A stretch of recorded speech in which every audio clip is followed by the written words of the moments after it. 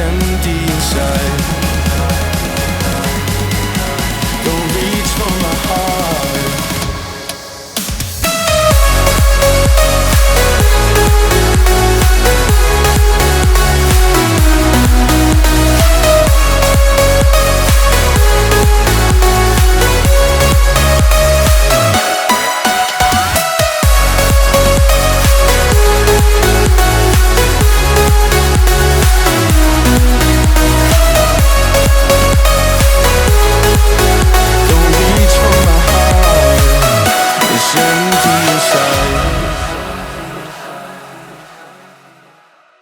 What's up guys, this is Maulik and today I'll be showing you how I remade Empty by Martin Garrix DubVision Jaimes together with my friend Bukkoy.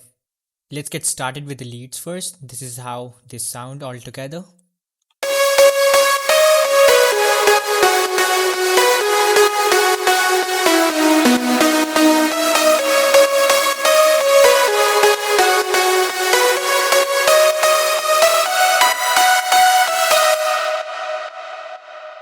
The first lead we used was a string.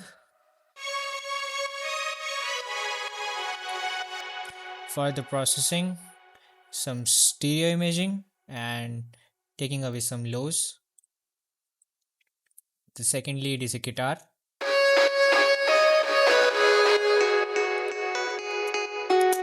Same with the third and fourth leads all together.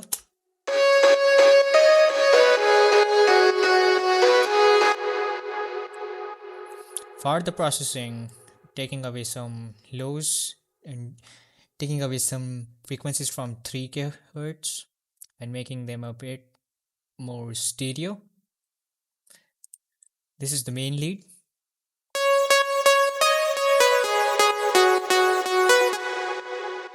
Then a pluck,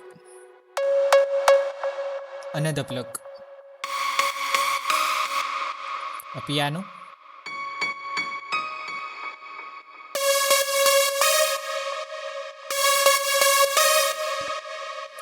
two of the main super saws, and now let's get into the processing. We have in OTT 17% depth decapitator.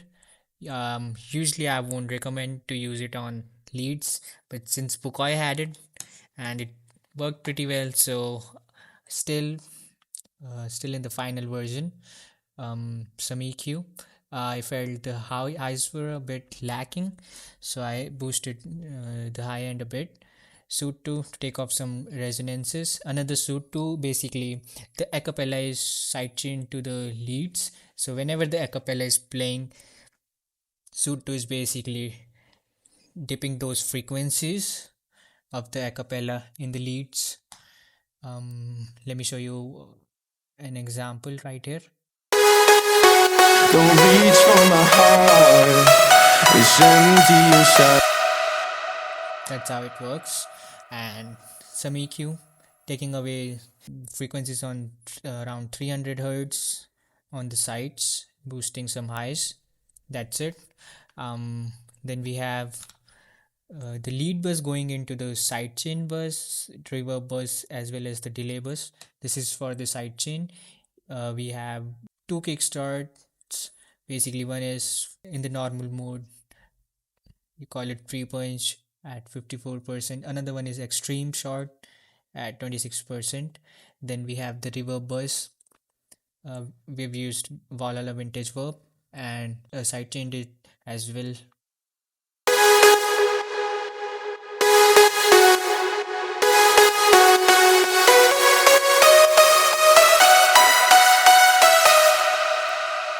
And EQ to take off some lows so that the reverb is clean. Same for the delay, and we've used S delay. Without reverb and delay, it sounds something like this.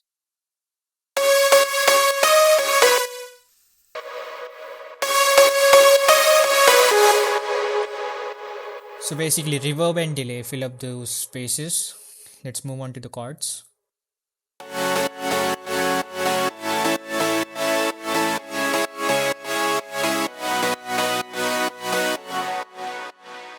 We have a saw chord, another one,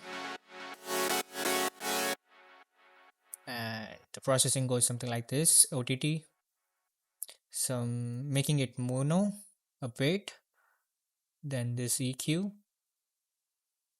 and kickstart for sidechain, and then we have three pianos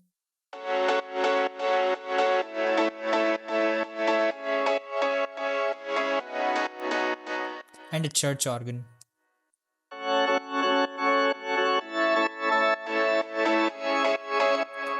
For the processing, we have reverb, EQ, OTT, sound goodizer, EQ once again, some stereo imaging, making it a bit stereo, and sidechain. Let's move on to the mid basses. We have a gritty layer,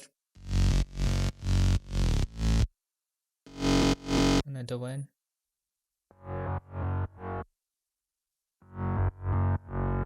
and a guitar bass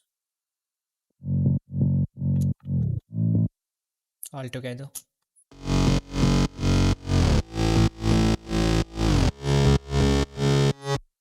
No processing on the first two mid basses as individual, and on the third and fourth I've taken off some highs.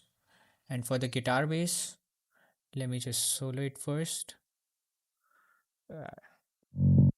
Camel Crusher, R bass mono, really good plugin for sub bass, as well as if you're going for a guitar bass like this, definitely give it a try.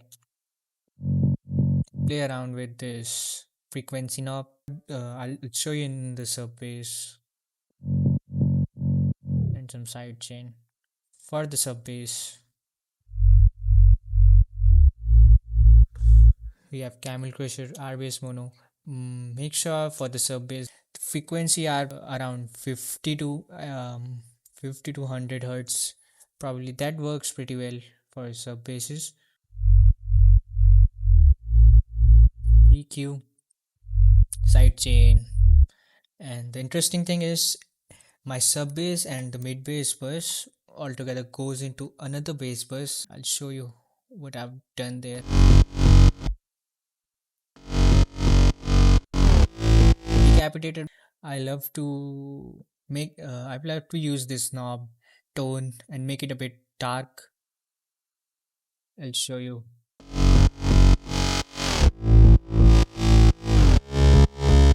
Yeah, that works pretty well. And Fab Filter Pro MB to compress the low end.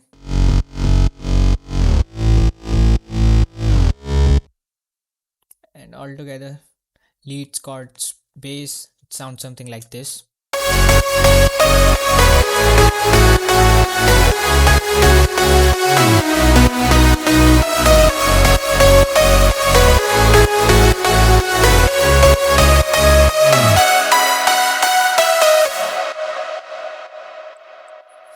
Then we have these ambient samples.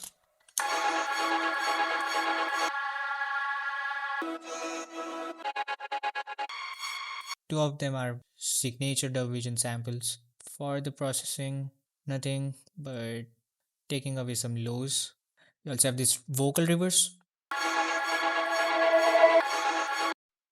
And for the kick, I've used a top kick. I actually tried a bunch of kicks, and first I had this one, but it was missing some highs, so I did a top kick. For the processing, just an EQ along with the transient processor. Don't usually use it, but felt like it was missing some attack, so I added it.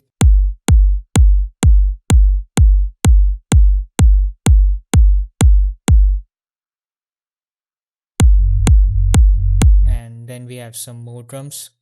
First we have some claps, nothing but LFO tool, just so that they don't clash with the attack of the kick. Then we have some rides and crashes.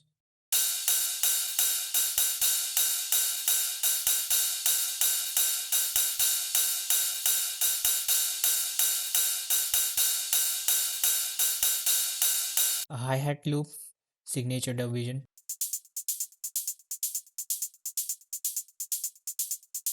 and a clap, and a shaker loop for the second part of the drop.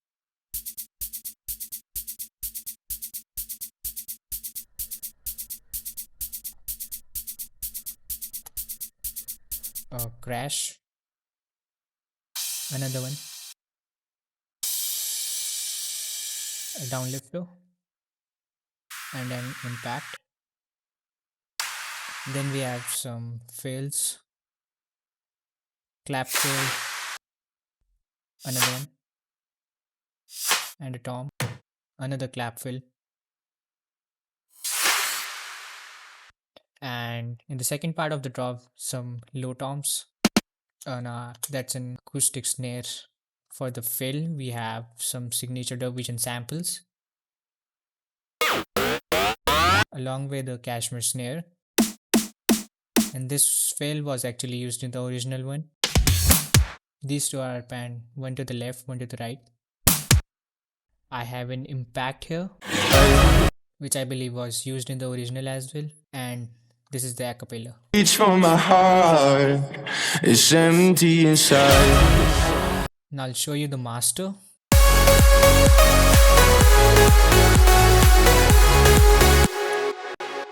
I have TR51. This is one of my favorite mastering plugins. Even DubVision uses it. So what I did is increase the width, added some bass punch, increase the volume just some tiny bit, added some air, basically some clarity in the mix, a bit of transients. So this is without, and this is with. You hear that significant difference. Next we have an imager, basically making everything mono below 140 Hz. Since I've increased the width in TR51, I didn't do much here, just made this mono and this a bit mono. And we didn't touch the next two. Then we have an EQ, taking away lows below 20 Hz. And frequencies above 19,000 Hz. Make sure this is in linear phase so you don't have some phase issues on the master, and make sure that you don't use steep cuts here, otherwise your mix would sound pretty horrible. At the end we have a limiter.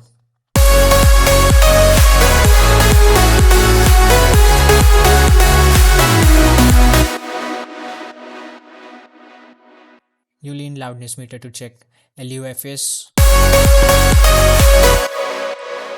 Aim around -6 to -4, I believe, and then we have span to check overall.